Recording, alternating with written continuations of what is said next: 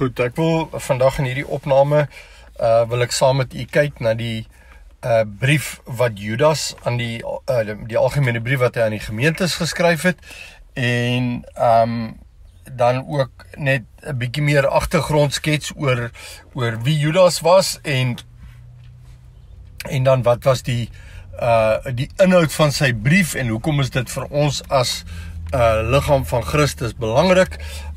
So heel eerste net om 'n bietjie meer agtergrondkennis van Judas te kry. As 'n mens en dan wil ek net bysê die boek Judas is die tweede laaste boek in die Nuwe Testament, net voordat jy Openbaring kry ons dan hierdie brief wat Judas geskryf het. Judas het net een hoofstuk en daarom is dit ons hemelse Vader het uit die aard van die saak besluit dat dit belangrik is dat Judas se brief ingesluit is in sy woord. En as dit so is, dan moet ons daarop agslaan en verstaan dat hierdie 'n baie belangrike skrywe is, wat dan ook in ons dag van toepassing is. Goed, so wie was Judas? Blaai saam met my en onthou, wanneer ons na hierdie opnames luister, stop die opname, doen 'n bietjie skrifnavorsing, doen 'n bietjie huiswerk en gaan dan en luister dan verder na hierdie boodskap. So, die skrif waarna ek net wil vinnig verwys rondom Judas is in Handelinge hoofstuk 15 en ons gaan daar lees vanaf vers 22 tot en met vers 34.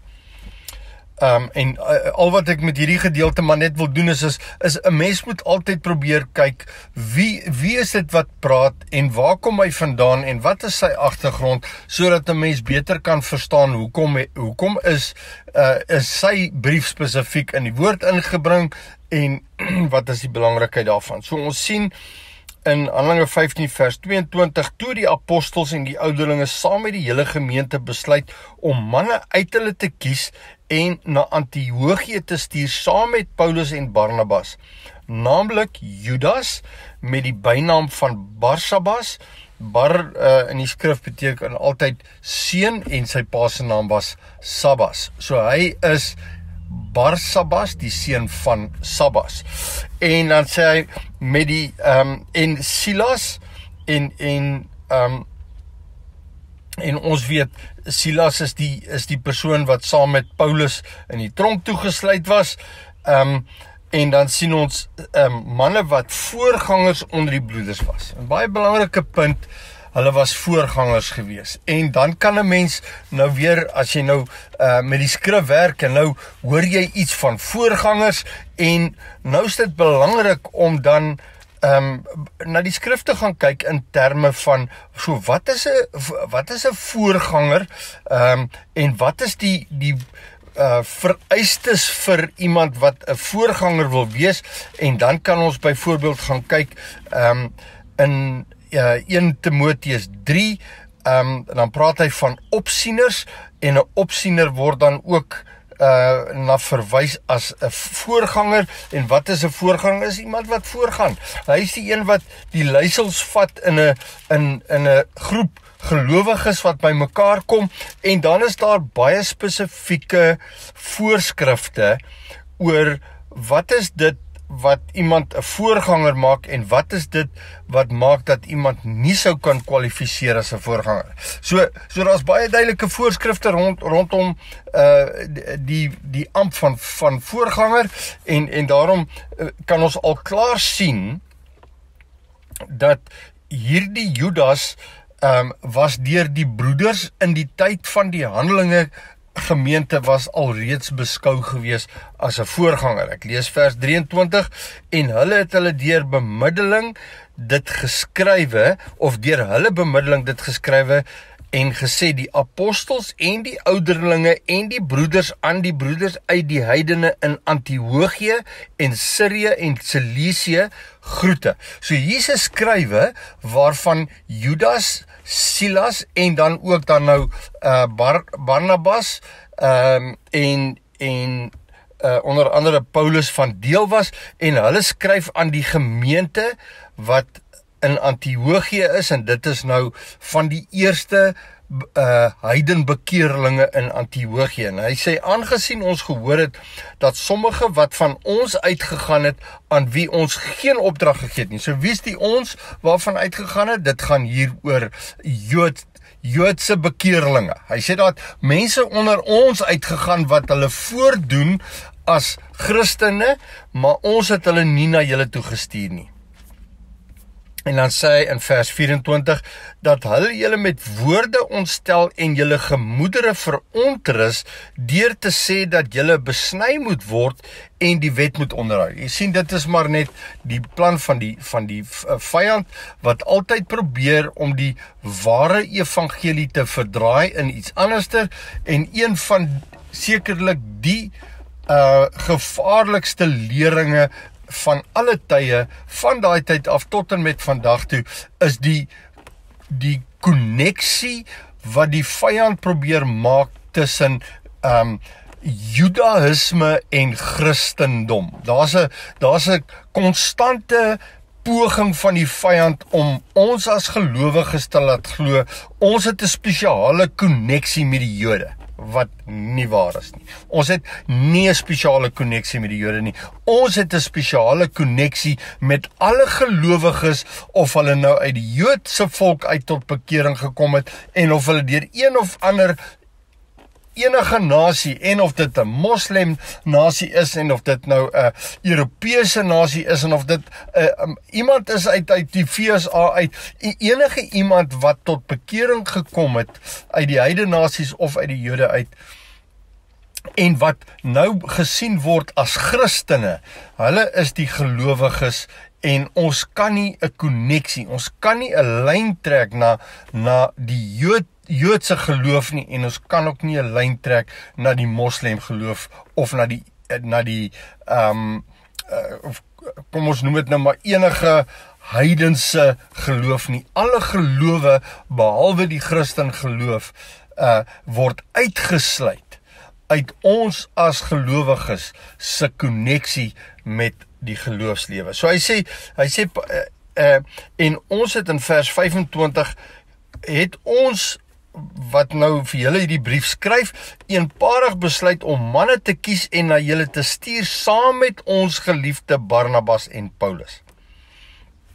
Manne wat hulle lewe oorgegee het vir die naam van ons Here Jesus Christus. Ons het dan Judas en Silas afgevaardig om ook mondeling dieselfde berig te bring. Jy sien, is 'n baie belangrike rol wat Judas vervul het. Dit was vir die apostels so belangrik, en nou moet ons verstaan, die apostels het waar gefunksioneer op daardie stadium in Jerusalem, en dan het hulle gerugte gekry dat daar's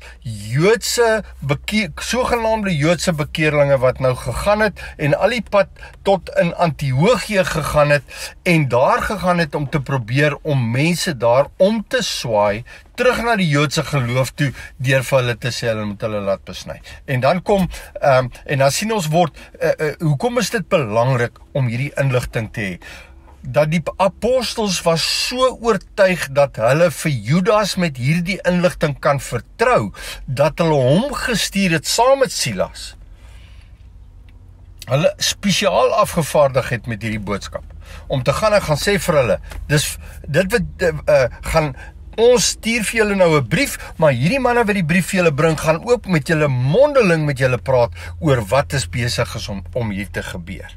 En dan sien ons in vers 28, want die Heilige Gees en ons het besluit om verder geen las op julle te lê nie as hierdie noodsaaklike dinge. En dan sê hulle, wat is hierdie noodsaaklike dinge? Dat julle onthou van afgodsoffers, en van bloed, en van wat verwrig is, en van hoerery. As julle hiervan onthou, sal julle goed doen. Vaarwel.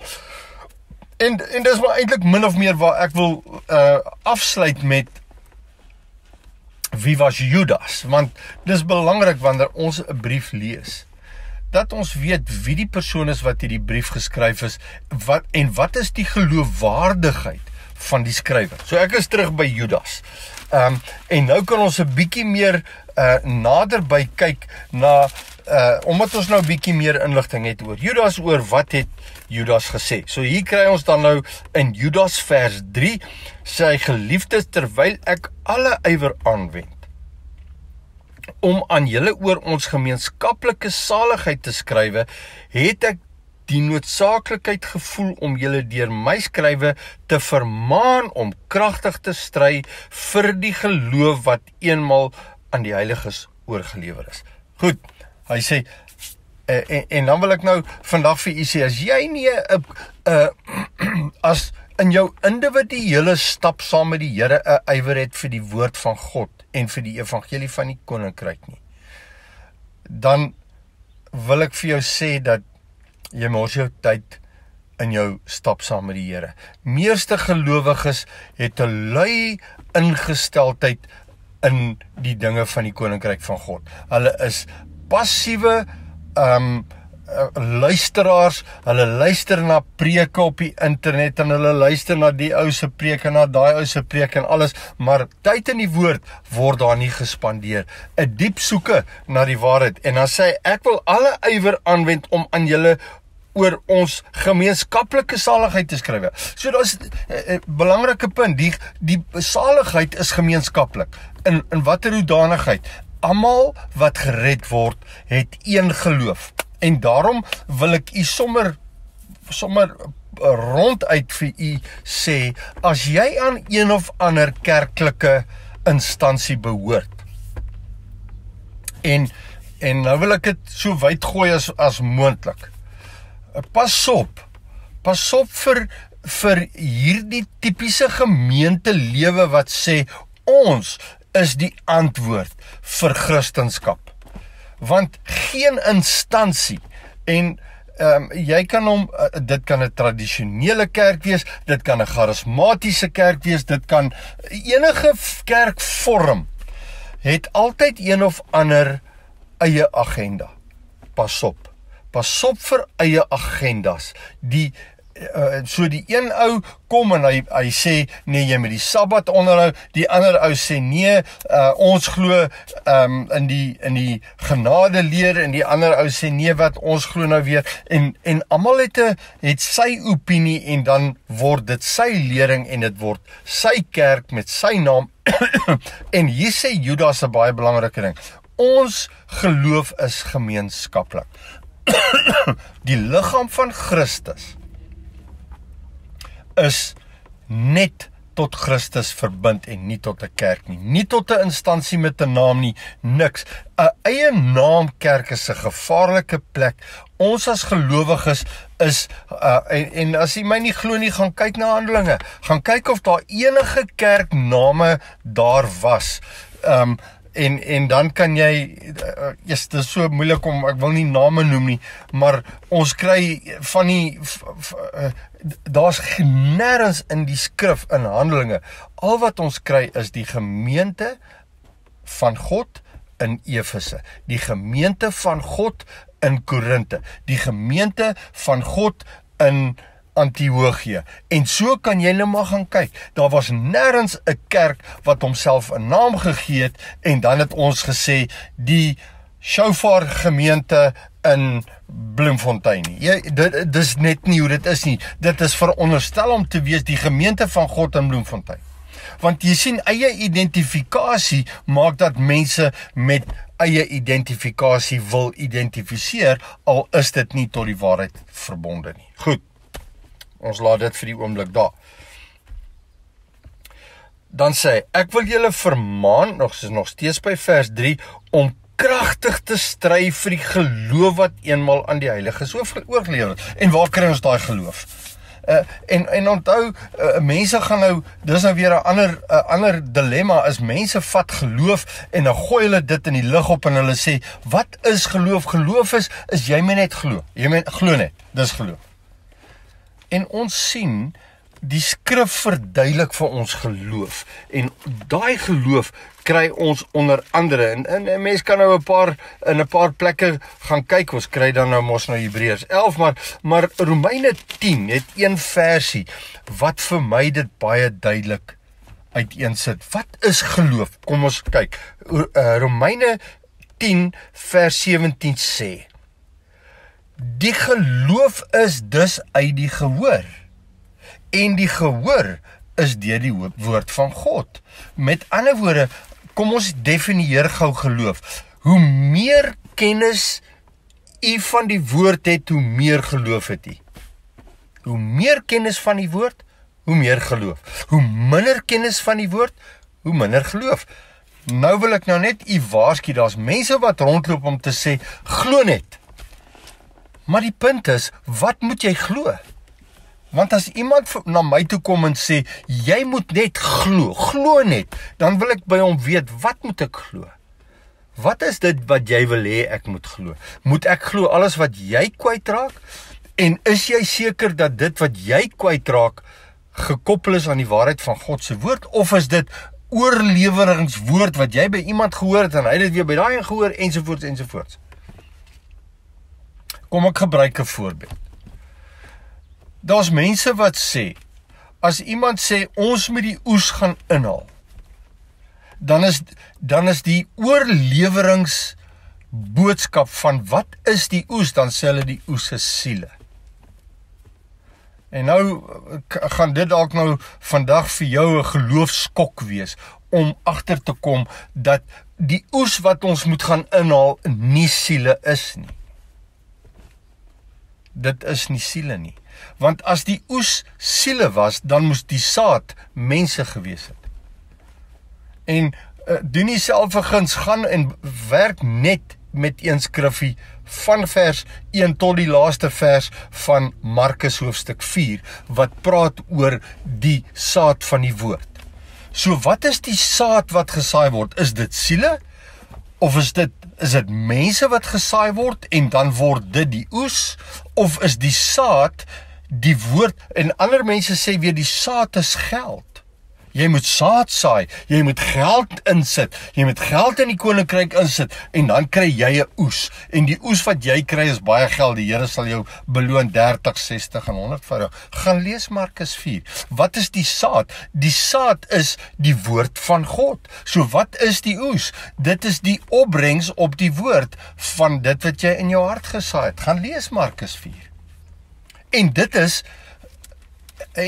as 'n voorbeeld van slegte oorlewering is om te sê, nee, die saad, die oes is siele, en omdat die oes siele is, gaan niemand eers daaroor 'n dispuut voer nie, en hulle gaan net aanvaar die oes is siele, maar die probleem is, jou geloof skiet kort, want jou geloof is gebaseer op wat mense daarvan sê en nie wat God se woord daarvan sê nie. So ek is weer terug by Romeine 10 vers 17. Die geloof is dus uit die gehoor en die gehoor is deur die woord van God. So wat moet jy hoor? Die woord van God. En nie, jy moet dit hoor dat iemand anders dit vir jou vertel nie, want jy moet self in die woord gaan kyk wat sê die woord, voordat jy kan besluit wat sê die woord. En dit verg van jou in terme van dit wat Judas sê, daar moet by jou 'n ywer wees vir die gemeenskaplike geloof. Met ander woorde, die geloof van die woord wat aan ons oorgelewer is, moet jy in die woord gaan soek. Hoekom sê Judas is dit vir jou en vir my belangrik? Hier sien ons dit in vers 4. Want sekere mense het ingesluip. Kan jy sien, hoekom het die apostels onder andere vir hom uitgestuur? Hy sê, want sekere mense het ingesluip wat lank tevore al opgeskryf is vir hierdie oordeel, goddelose mense wat die genade van onsse God verander in ongebondenheid en die enigste heerser God en onsse Here Jesus Christus verloon. Jy sien, wat is ongebondenheid? Jy's nie ingebind tot die woord nie, jy's nie ingebind by die liggaam van Christus nie, jy kan jou eie ding doen, doen net jou eie ding, begin jou eie kerk. Ons steur ons nie aan die liggaam van Christus en Christus as die hoof daarvan nie. Christus moet inval by wat ek en jy doen. Ons doen ons eie dingetjie en hy moet inval by wat ons doen. Dit is ongebondenheid. Ongebondenheid meen ek koppel my nie aan die hoof van die gemeente, naamlik Christus nie. Wat hy sê is nie belangrik nie, kom ons doen ons eie ding. En dit is van Handelinge se tyd al af. Die probleem is dat, dit is eintlik so ver soos van Adam se tyd af, maar in terme van die Christelike kerk, van Handelinge se tyd af, doen mense hulle eie dinge. Hulle sluip in tussen ons, hulle was nooit deel van ons nie, hulle lyk asof hulle Christen is, maar hulle doen nie die dinge wat Christus aan ons oorgelewer het nie. Goed, nou sê hy, wat hulle ook al doen is, hulle verloon Christus. Hoe verloon 'n mens Christus? Net op een manier, om te sê, alhoewel hy dit gesê het, verander ons dit na iets anders toe. Dit is om Christus te verloon. Met ander woorde, jy vat die waarheid van God se woord en jy verdraai dit vir eie gewin, sodat jy kan baat daardeur. Dis hoekom ouens vir jou gaan sê, die saad is jy moet saad insit, jy moet geld insit. Jy moet vir hom jou geld gee, want dis goeie saad, dis 'n goeie belegging om te maak, want dan sal God jou ryklik seën, finansiëel. Dis 'n leuen. Dit is onskriftuurlik 'n leuen. Nou, vers 5.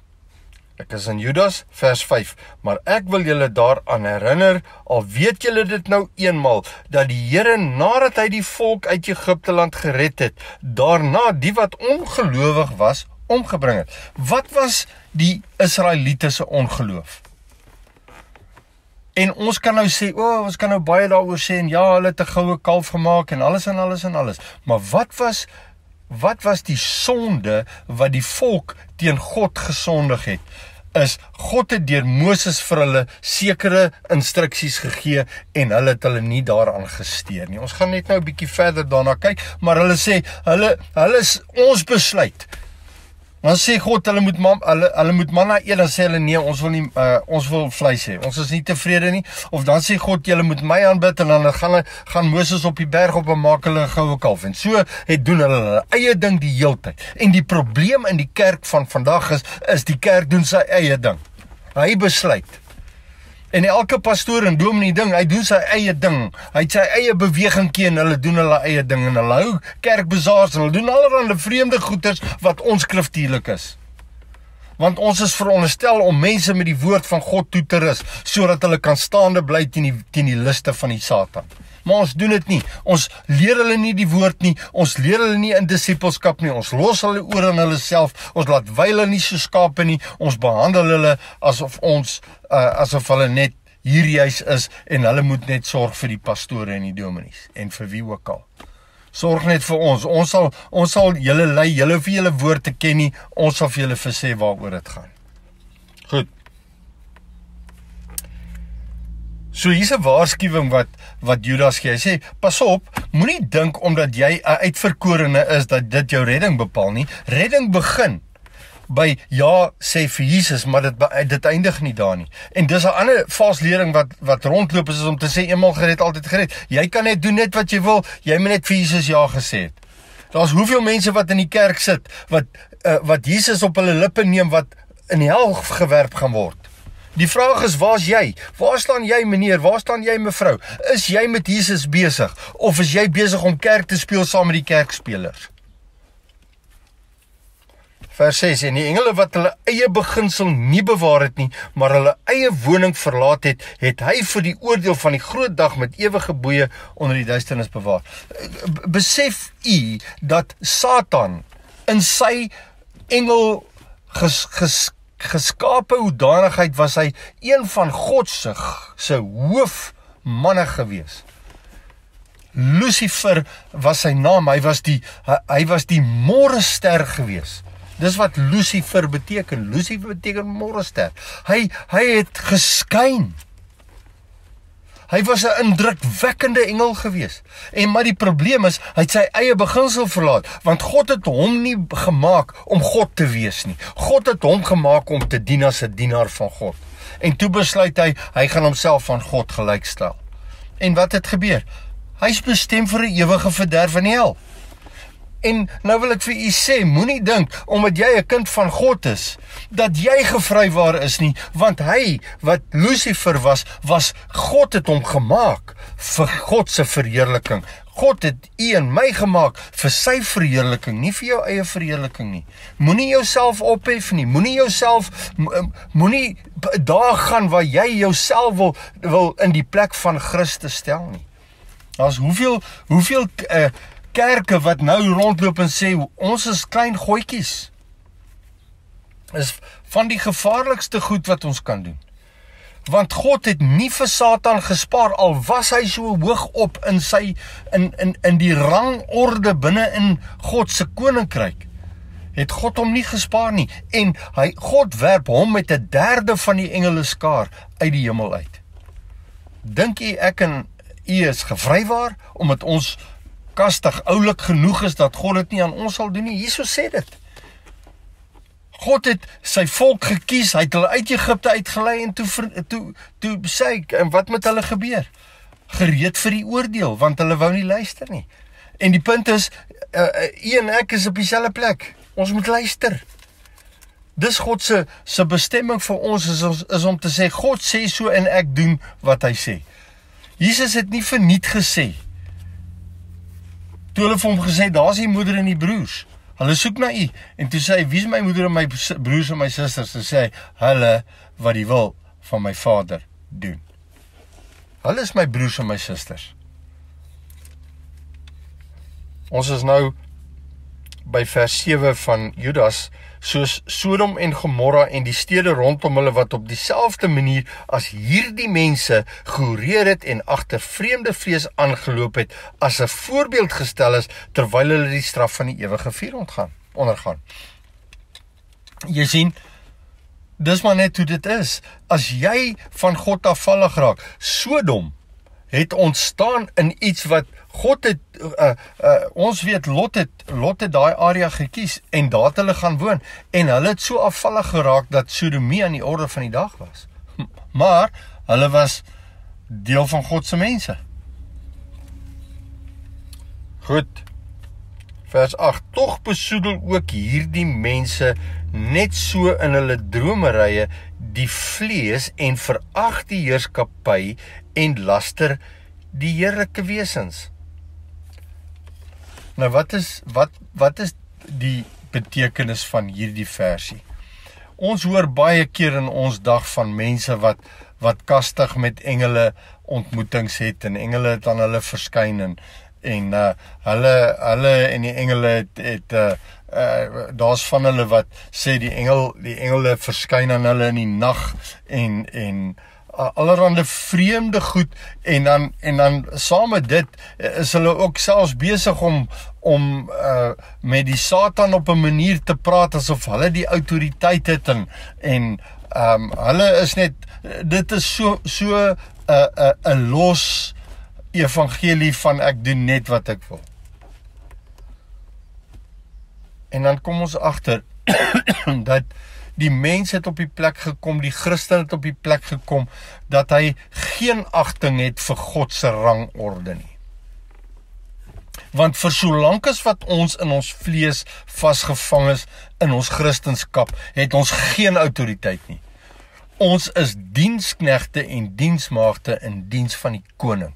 En as die koning 'n spesifieke ingesteldheid het rondom hantering van die duiwels en hantering van engele, dan is daar in ons geen plek vir ons om autoriteit.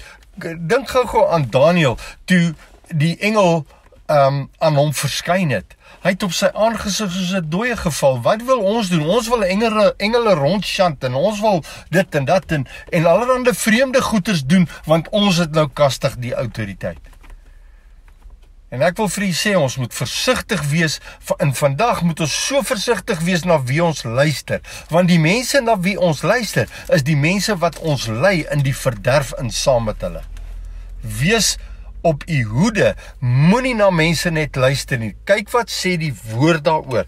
Luister wat sê hy hier in vers 9. Maar toe Michael die aartsengel, nou die aartsengel is nie dis een persoon, maar hy het 'n hele engeleskare onder hom, wat onder hom sorteer.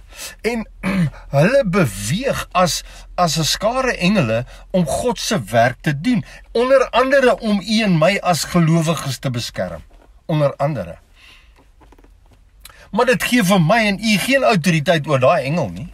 Dan sê, kom, julle moet nou, ons het nou kastige 'n verhouding met die engele en ons kan nou met hulle maak soos ons wil. Luister wat hier gebeur. Maar toe Michael die aartsengel met die duiwel in 'n woordestryd was oor die liggaam van Moses, het hy, wie? Michael, geen oordeel van lastering durf uitspreek het, maar het gesê die Here bestraf jou. So daar duidelik onder ons hier ontstaan toe Moses sterf. Want ek wil vandag vir julle sê, en ek dink dit is hoe dit is, die dag as ons sterf, dan is daar een van twee plekke. Een van twee plekke waarna toe ons gaan. Daar's nie 'n derde plek nie. Daar's nie 'n plek waar ons kan sê, ons gaan op die draad gaan sit nie. Jy gaan of deur die vyand geannexeer word en hemel en hel toegesleep word, of jy gaan in bewaring gehou word deur die engele van God vir jou ewige bestemming saam met God in sy ewige koninkryk. En die woordestryd wat rondom Moses gegaan het baie spesifiek daaroor gegaan, dat daar was 'n stryd gewees en die Satan het duidelik gesê, maar Moses moet hel toe. En wat het Michael gedoen? Michael het nie vir hom gesê, luister, ek sal jou uitsorteer nie. Al wat hy gesê het, is die Here straf vir jou. Met ander woorde, wat doen Michael? Hy vat geen autoriteit nie, hy gee dit sommer dadelik weer terug na die Here toe. En hy sê, die Here straf jou. Hy vat nie hy neem nie op homself die mag en die gesag om met die duiwel slaags te raak nie. Hy doen dit net doeteenvoudig nie. En ons moet versigtig wees. So ek wil u net gou verwys na Matteus 10. Matteus 10 vers 28 gaan oor wie moet ons vrees? Wie moet ons vrees?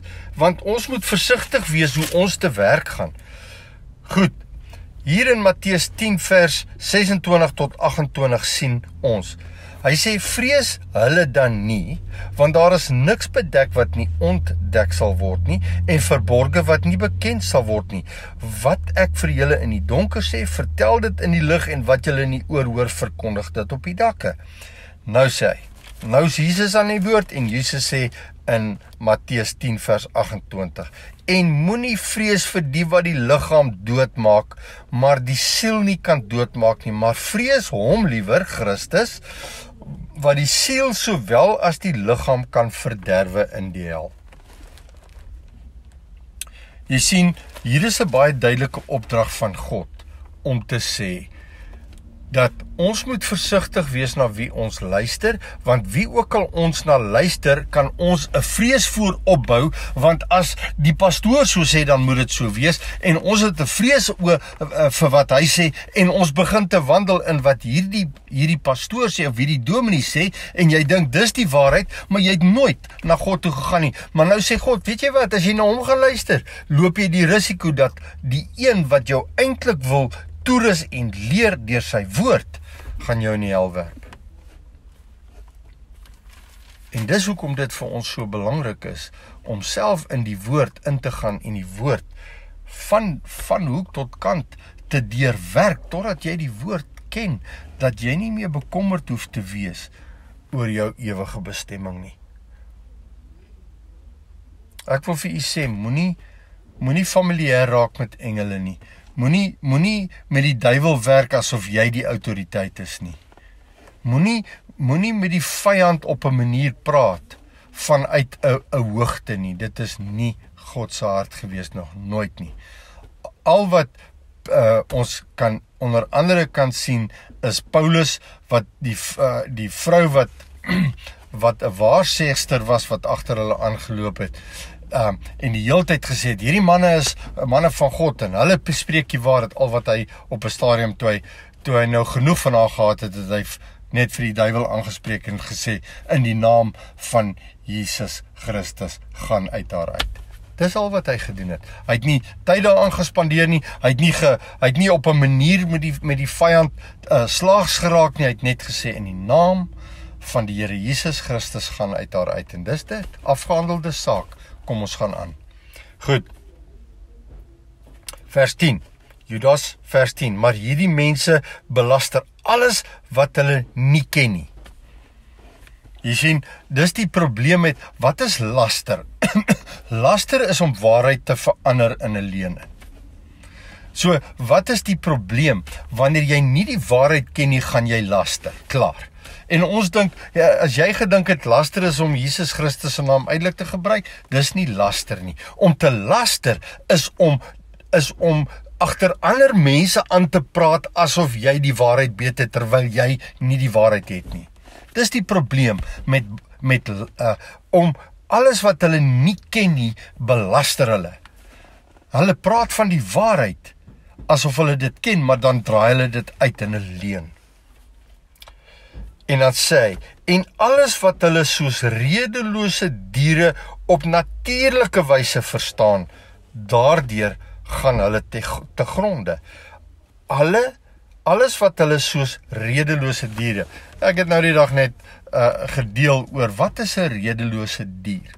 Nou ons het ons huis het 'n lieflike ou hondjie en sy naam is Pepper en Pepper is hoe lief ons ook al vir Pepper is, hy's 'n ou klein Maltese hondjie, maar hy's regtig 'n redelose dier.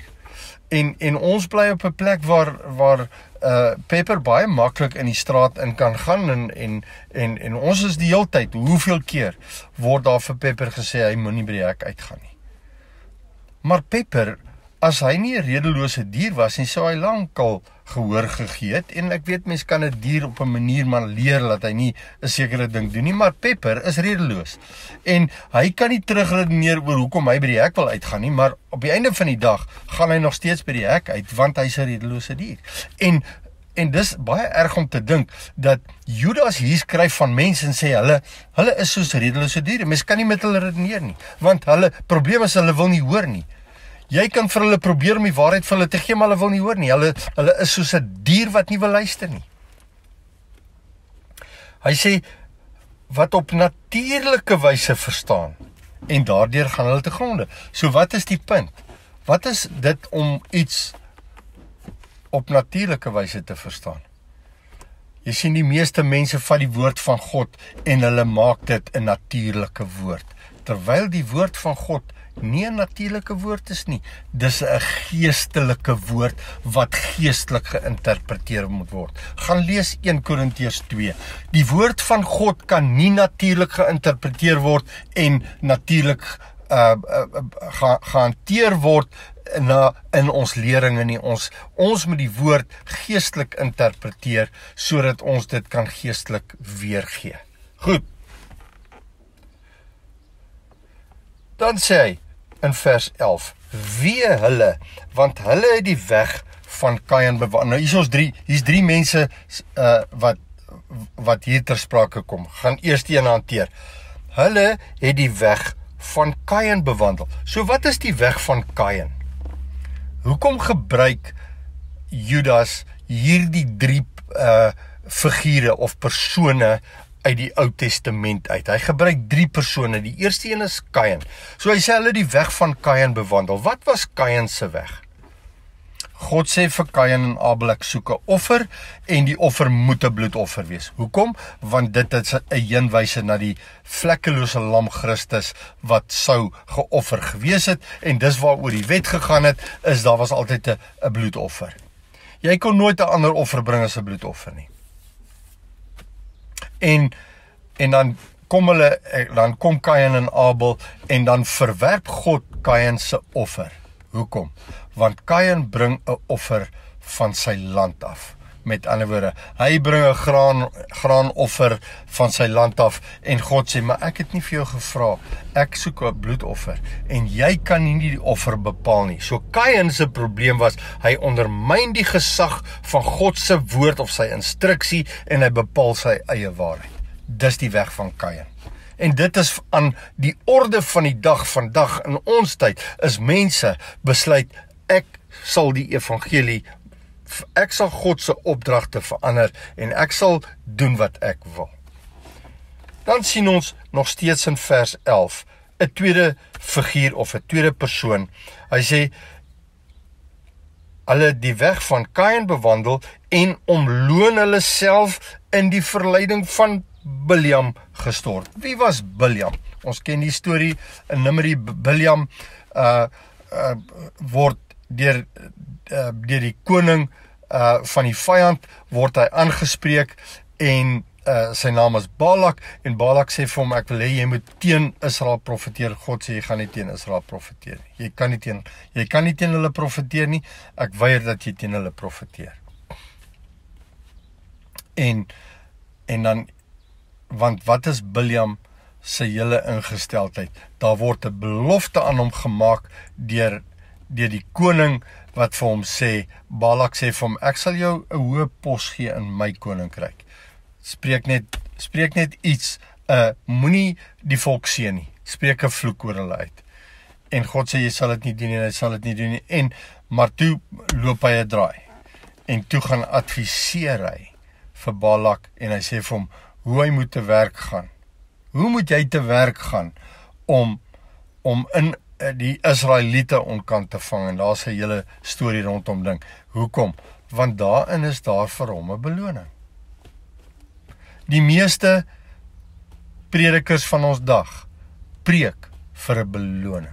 Hulle preek nie die evangelie in waarheid nie, want as jy die evangelie in waarheid gaan preek, gaan jy baie minder mense hê wat na jou gaan luister, jou inkomste gaan afneem, jy moenie eers probeer om 'n inkomste uit die evangelie uit te maak nie, as die Here aan jou voorsien uit die evangelie uit, sou beet, maar dit moenie jou motief wees nie, dit kan nie jou motief wees nie, en as dit jou motief is, sal God nie aan jou die waarheid van sy woord openbaar nie. En dit is nou sommer net kort om vir die predikers. Maar pas op vir die Biljams wat daar buite staan en preek en al wat hy wil doen is hy wil loon kry uit die evangelie uit. Pas op vir die Biljams. En dan is daar 'n derde persoon. En die derde persoon kry ons nog steeds in vers 11 en in die verset van Korag omgekom. Nou wie was Korag?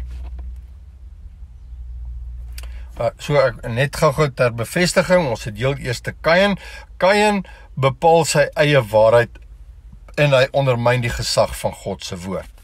Biljam verdraai die waarheid vir sy eie voordeel. Korag, wie was Korag gewees? En dan weet ons wat gebeur het in die tyd toe Moses die volk uitgelei het en toe Moses op die berg gaan, toe gaan Korag en Korag begin 'n verset. Hy gather vir hom 'n klomp mense. Hy begin 'n rebellie. Hy's 'n rebel. Hy begin 'n rebellie. En waar kom dit vandaan? Waar het rebellie begin? In die hemel deur die Satan het teen God gerebelleer. Hy wou homself aan God gelykstel. En hierdie Korag doen presies dit. Hy begin 'n rebellie en hy kry 'n klomp manne en hy sê, ons gaan nie vir Moses verder luister nie. Ons gaan ons eie ding doen, ons besluit. En dan, wat gebeur? 23.000. God slaan 23.000 manne dood. As gevolg van Korag se rebellie. Jy sien, God laat nie met hom speel nie. God sal nie toelaat dat sy volk mislei word en dat die wat mislei wegkom daarmee nie. Hulle sal in die verderf opeindig. Ek gee nie om of jy 'n bekende prediker is, ek gee nie om of jy 'n multi-biljoen kerk besigheid het nie, want daar is sulke manne. Daar's manne wat wêreldwyd aanhangers het. Jy sal in die hel opeindig as jy nie Christus reg verteenwoordig nie. En as jy geld maak uit die evangelie uit, het jy klaar geval. Het jy klaar omgekom in die Biljam weg wat jy gestap het.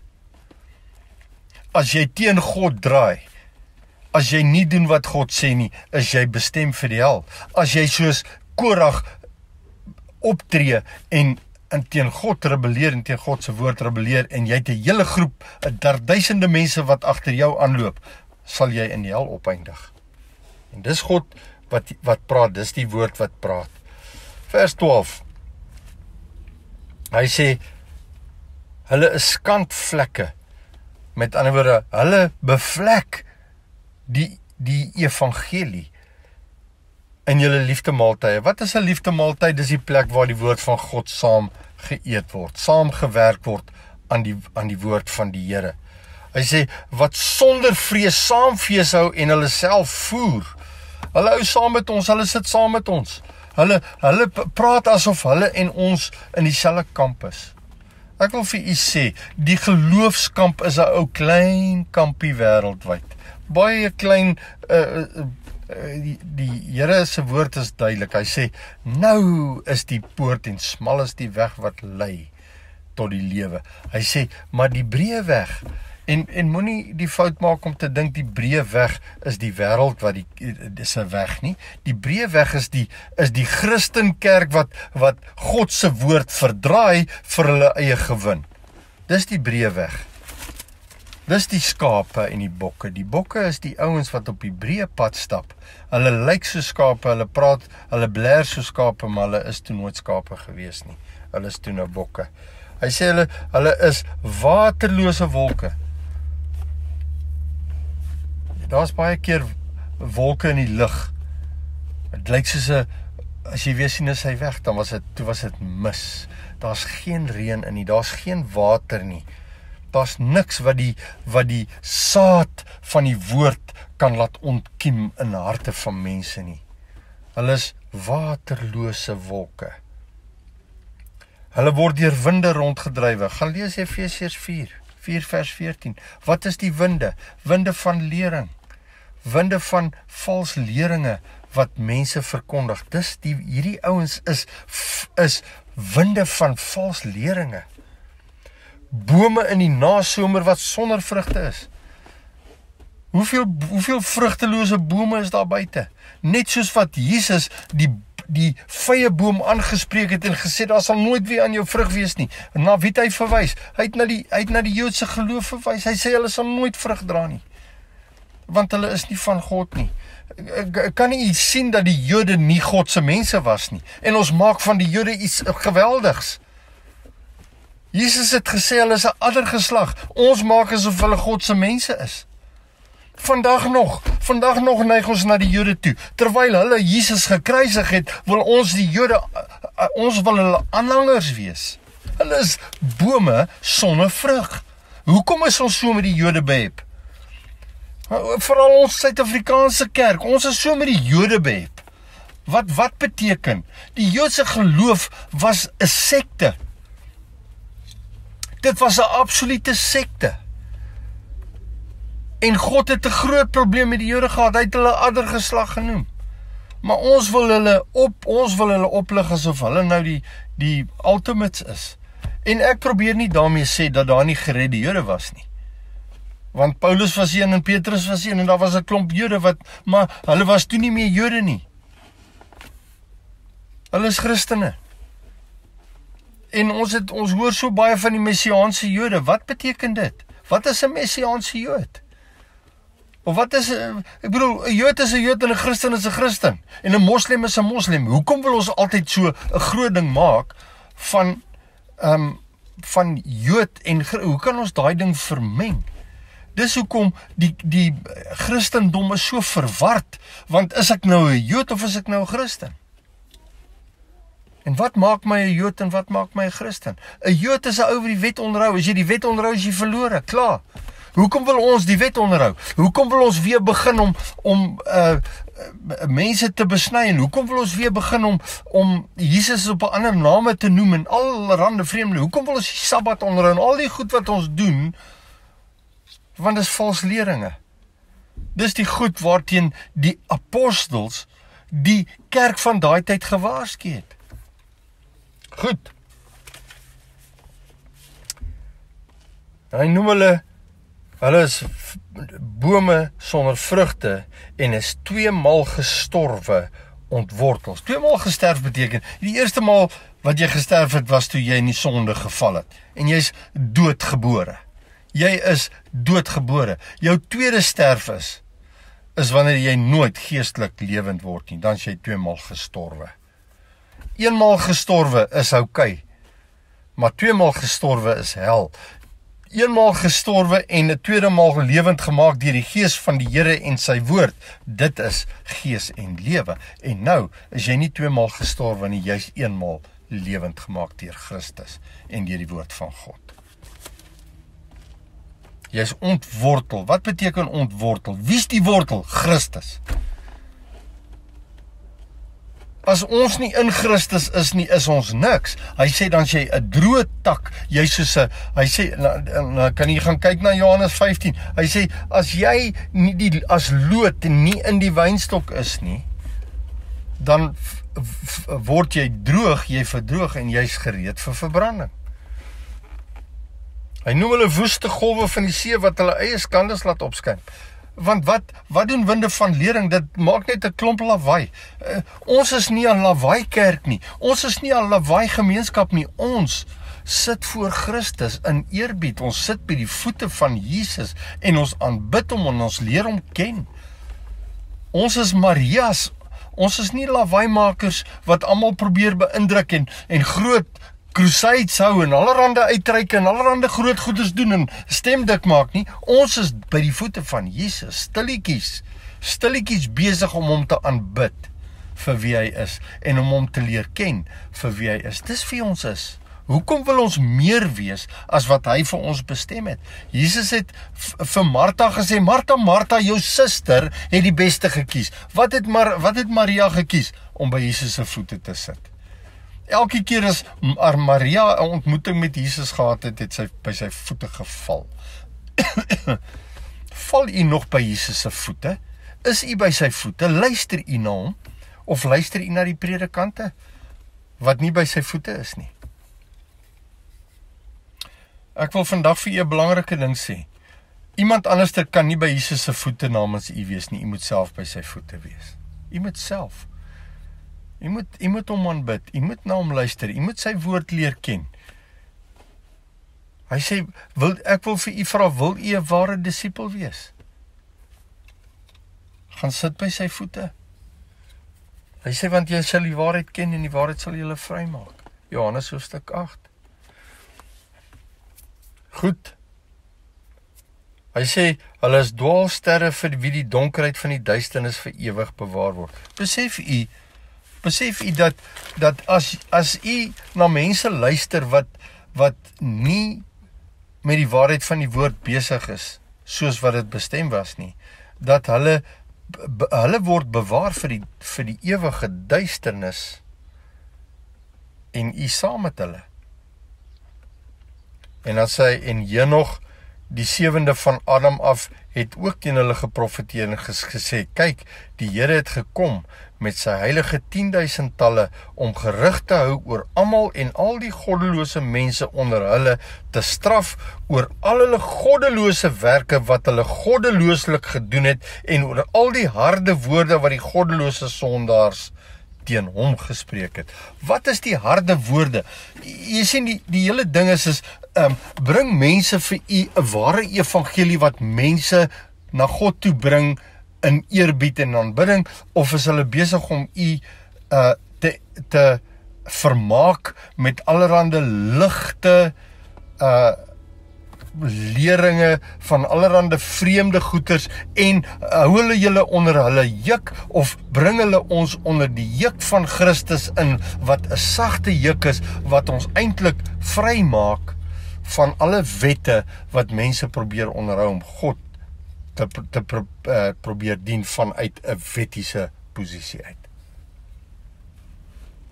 Hy sê hulle is murmureerders wat oor hulle lot kla en volgens hulle begeerlikhede wandel en hulle mond spreek trotse woorde terwyl hulle mense vlei terwille van voordeel. Jy sien, wat is die ding met trotse woorde? Trotse woorde is as ek ken God, ek weet jy moet na my luister. En onthou, wie was die eerste kerk wat daar ooit was? Is die die eerste valskerk was die Rooms-Katholieke kerk. En hulle het gesê, ons verteenwoordig God op aarde, julle luister na ons. Ons is die enigste ware kerk. Jy kan nou nog, hulle sien hulle self nog steeds as die ware kerk. En hulle het Maria in die prentjie, iewers het hulle moeder Maria in die prentjie ingebring en hulle aanbid haar. En nou moet ons na hulle luister, want hulle is die ware kerk. Jy sien, en dan, die rede hoekom hulle die ware kerk wil wees, is, hulle is seker die rykste instansie in die wêreld, soos wat ons vandag na hulle kyk, die rykste instansie. Hoekom? Want hulle het mense gebruik vir eie voordeel. Dit sê, so staan dit, terwyl hulle mense vlei terwille van voordeel. Sit jy by 'n pastoor, wat jou met sagte evangelie, jou kry om jou sak oop te maak, en vir hom jou geld te gee, en dan ry hy met die fancy kar rond, en jy sukkel om 'n bestaan te maak.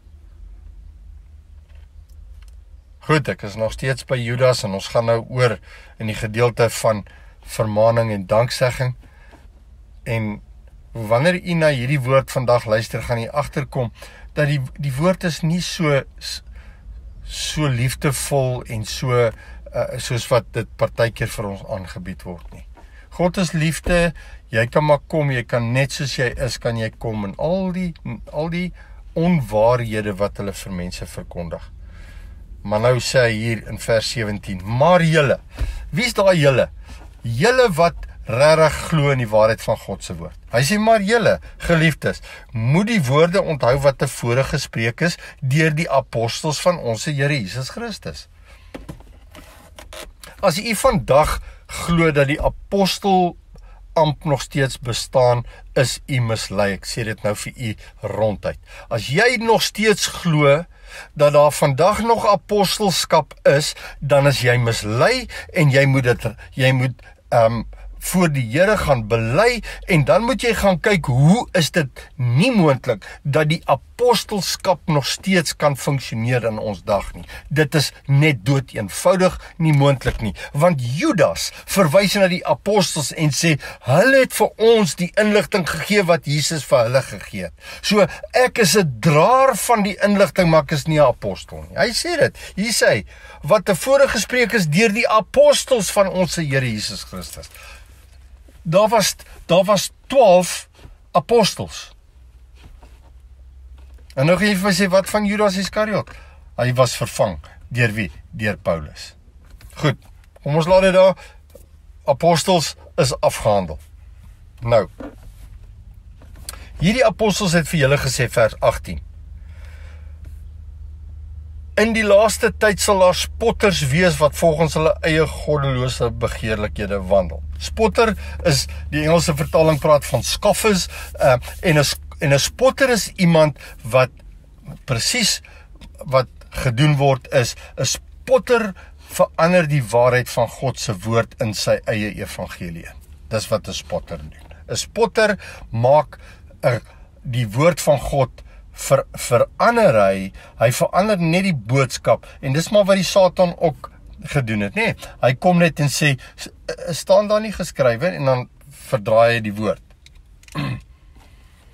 Goed, en ons sien hy dit gedoen met Adam en Eva, en toe doen hy dit op 'n later staan, en probeer hy dit met Jesus ook doen, en toe kry hy dit nie reg nie.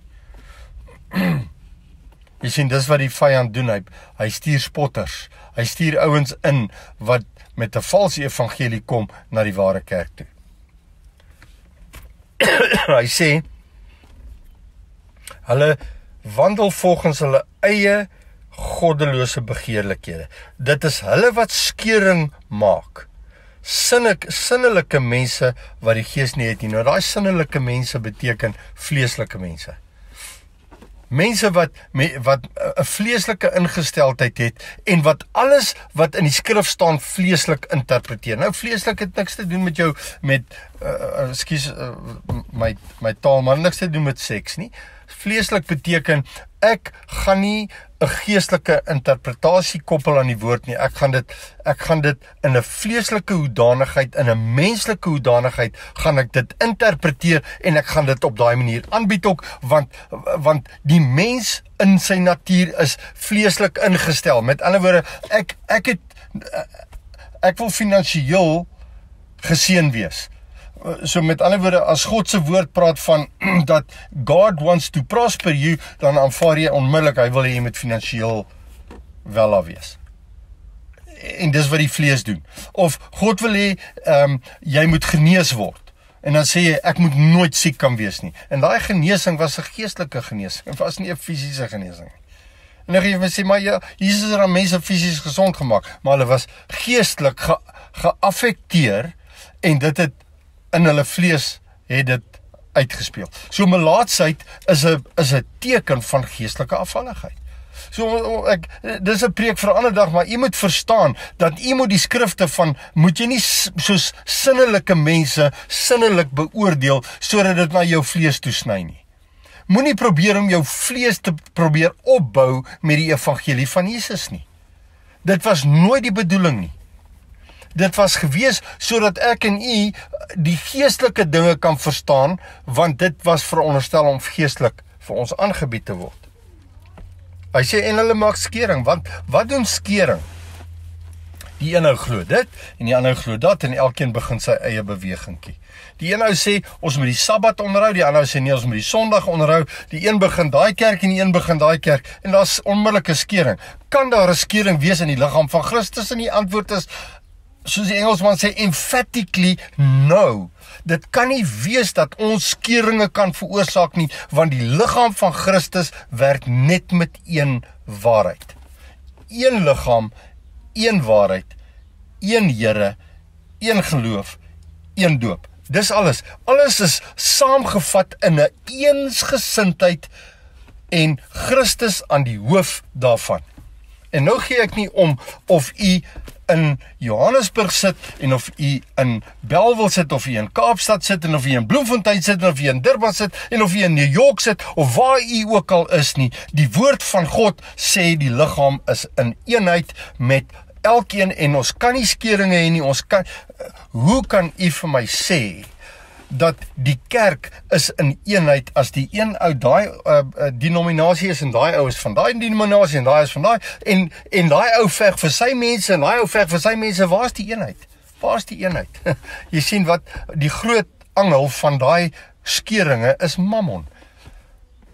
Want ek wil jou disipeltjies by my en jy wil myne by jou hê, want ons albei het een ding in gedagte, en dit is om te kyk wat se finansiële voordeel of wat se voordeel kan ons in aansien of wat ook al kan ons daar uitput. Hy sê hulle skeringe maak sinnelike mense wat die gees nie het nie. Gees met 'n hoofletter. Die kerk is vandag vol sinnelike mense wat die gees nie het nie. Hy sê, maar julle, hy sê, maar julle geliefdes. Ek is by vers 20, Judas vers 20. Julle moet julle self opbou in julle allerheiligste geloof en in die Heilige Gees bid en julle self in die liefde van God bewaar, terwyl julle die barmhartigheid van ons Here Jesus Christus tot die ewige lewe verwag. Ek vertolk gou hierdie gedeelte vir u. Hy sê, julle geliefdes moet julle self opbou in julle allerheiligste geloof. Goed, wat is dit? Daar's net een waarheid, en dit staan alles opgeteken in die woord van God. En ek en u kan nie die waarheid, ons kan nie vir mense vra om die waarheid vir ons te interpreteer nie. Hy sê, julle moet die Heilige Gees bid. Want hoekom? Want die Heilige Gees moet kom en aan ons die waarheid van God se woord openbaar. Julle moet julle self in die liefde van God bewaar. Hy sê, die allerheiligste geloof, vers 20, opbou in julle allerheiligste geloof en in die Heilige Gees bid. Bid in die Heilige Gees. Wanneer u met die woord werk, voordat u begin, sê, Here Jesus, Heilige Gees, help my om hierdie verborgenheid van die evangelie reg te verstaan. Ek gee nie om met watter deel van die woord u werk nie. Daar is 'n verborgenheid opgesluit. En u moet die Heilige Gees vra om dit aan u te openbaar. Andersins bly dit vir u verborge. Jy sal oë hê, maar jy sal nie sien nie, en jy sal ore hê, maar jy sal nie hoor nie. En mense werk te lukraak met die woord en hulle kom nooit tot die dieper betekenis van die geestelike betekenis van God se woord nie. En dan sê hy, terwyl julle die liefde van God bewaar. Wat is die liefde van God? Liefde vir die waarheid. Dis die liefde van God.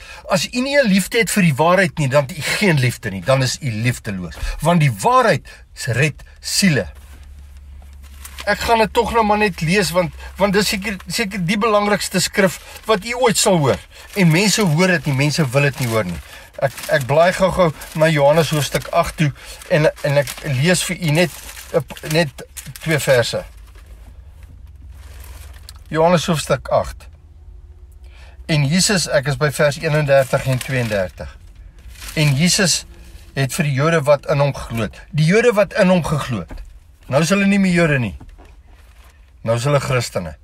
So hy sê, vir die Jode wat in hom geglo het, hy sê, as julle in my woord bly. Hoe bly 'n mens in God se woord? Jy, elke dag van jou lewe spandeer jy tyd in sy woord. As julle in my woord bly, is julle waarlik my disippels. Wil u 'n disipel wees van Jesus? Bly in sy woord. Gaan lees Johannes 15, maar nou lees hy in vers 32. Johannes 8 vers 32. En julle sal die waarheid ken en die waarheid sal julle vrymaak. Wil u vry wees? Wil u vry wees, gereed vir u ewige woning saam met Christus in sy ewige koninkryk? Bly in sy woord. Bly in sy woord en hy sal jou vry maak. Hoe maak hy jou vry? Hy maak jou vry van die leuen van die bose. Dis waarvan hy jou wil vrymaak. Want ek en jy word gebore met die leuen van die Satan. En hy kom en hy bring vir ons die leuen vir jou hele lewe totdat jy Jesus aanneem. En nou skielik, omdat jy Jesus aangeneem het en jy toegang het tot die waarheid deur die Heilige Gees, nou wil daai Heilige Gees en waarheid vir u en my vrymaak. Vrymaak van die las van die bose en die sonde wat hy na ons toe bring. Goed, ek is terug by Judas. Nou sê hy, bly in hierdie liefde van God, bewaar dit, terwyl julle die barmhartigheid van ons Here Jesus Christus tot die ewige lewe. Wat is Christus se barmhartigheid? Gaan lees net die gebeur net met 'n ander insig, gaan lees die gedeelte oor die barmhartige Samaritaan. Dan kom jy agter, die barmhartige Samaritaan is Christus, en hy wil hê ons moet doen wat hy daar gedoen het. Hy wil hê ons moet sien, dat die Leviet en die priester, hulle wat eintlik God moes verteenwoordig, het die mense geslaan. Maar die barmhartige Samaritaan stop, en hy ontferm, en hy herberg, en hy doen alles wat nodig is, om iemand by Christus te bring. Vers 22, en aan sommige wat twyfel, moet julle barmhartigheid bewys. Aan sommige wat twyfel, moet julle barmhartigheid bewys. Deur wat te doen? Gaan kyk na die barmhartige Samaritaan. Bring vir iemand die evangelie in waarheid. Bring hom by die plek. Hy sê, maar ander moet julle met vrees red. Ander moet julle met vrees red. Partykeer moet 'n mens vir mense sê, jy's op pad hel toe. Want daar is hel. Maar vandag, in ons dag, word die hel nie meer verkondig nie. Hoekom nie? Dis nie gewild nie. En as iets nie gewild is nie, dan kom mense nie meer na jou luister nie, en dan verloor jy inkomste. Jy sien, dis die agenda van die vyand. Die vyand sê, jy moet meer mense hê. Want as jy meer mense het jy 'n groter impak. Maar jy het geen impak as jy nie met die waarheid besig is nie. En die hel is deel van die waarheid. En dis die probleem. Mense ontneem mense van die vrees vir die hel, en dan gaan hulle net aan in hulle sonde. Hy sê, maar ander moet julle met vrees red, deur hulle uit die vuur te ruk. En hier is 'n baie belangrike vers in vers 23. En ook die kleed moet julle haat wat deur die sonde bevlek is. Moenie 'n priesterlike kleed aantrek en dan probeer om Christus te verteenwoordig vanuit jou eie opinie nie. Dis 'n bevlekte kleed. Christus, ons moet ons met Christus beklee. Hy is die vlekkelose lam. Niks wat uit Christus is bevlek nie. Dis suiwer, dis wit soos wol. Dit sal jou was so wit soos wol. Dit sal jou skoon maak, dit sal jou reinig. Maar jy het die woord nodig, want die woord reinig ons. Gaan lees Efesiërs 5. Manne, julle met julle vroue lief hê soos Christus die gemeente lief gehad het, deur die waterwassing van die woord. Ons moet mense was met die woord van God. Dit is die reinigingsproses. julle moet die kleed haat wat met sonde bevlek is. Want daar's pastore, daar's predikante wat 'n kleed van sonde aan het en vir mense die leuen verkondig en ons kan nie waag om aan ons midde van die ware geloof dit toe te laat om 'n kleed aan te trek en vir mense te lieg sodat ons voordeel uit hulle kan trek nie. Jy kan nie 'n Kain wees nie, jy kan nie 'n Biljam wees nie, jy kan ook nie 'n Korag wees nie. Ons wandel saam met Christus, hy is die vlekkelose lam. Maar as jy nie die lam ken nie, moet hom in Vader se naam nie verteenwoordig nie. Moenie oor hom praat as jy hom nie ken nie. En nou kan ek jy vat na die skrif in Jakobus. In Jakobus wil ek gou vir u 'n versie lees in Jakobus hoofstuk 3 wat sê vers 1: Moenie baie leermeesters wees nie, my broeders, omdat julle weet dat ons 'n groter oordeel sal ondergaan. Moenie preek vir mense as jy nie die waarheid ken nie, want jy sal geoordeel word op grond van jou prediking en jou straf sal groter wees as jy en as ek nie 'n vrees vir God het nie en ek preek net wat ek wil en ek maak my eie evangelie op, sal hy my daarvoor verantwoordelik hou die dag as ek voor die regterstoel verskyn. Moenie baie leermeesters wees nie, my broeders, sê Jakobus. Ek is terug by Judas en ek sluit af. Nou is daar 'n loflied. 'n loflied aan hom nou wat magtig is om julle van struikeling te bewaar en julle sonder gebrek voor sy heerlikheid te stel met gejuig. Aan die alleenwyse God, ons verlosser, kom toe die heerlikheid en majesteit, krag en mag, nou en tot in alle ewigheid. Amen. Aan hom kom alles toe. Ek wil afsluit met hierdie woord en sê, moenie in Vader se naam, moenie Christus van sy hoofskap ontneem deur u eie ding te doen nie. Moenie u eie evangelie verkondig nie. Moenie aan die hoof van jou gemeente probeer staan asof jy die hoof is nie, want Christus is die hoof van die gemeente en as jy iets wil sê, dan praat jy namens dit wat die hoof sê. Jy gaan hoor by die hoof, wat wil hy hê moet u sê vir u mense wat na u luister. As u 'n voorganger is, moenie uit u self uitpraat nie. En moet in Vader se naam ook nie na 'n ander man se preek luister en dit probeer dupliseer nie. Gaan kyk wat sê die woord van God en preek dit. En leer die mense om God se woord te ken. Here Jesus, u is die hoof. Ons verbind ons tot u hoofskap en ons sal niks doen om u gesag te ondermyn. Hier staan aan u, die alleenwyse God, ons verlosser, kom toe die heerlikheid en majesteit, krag en mag, nou en tot in alle ewigheid. Amen.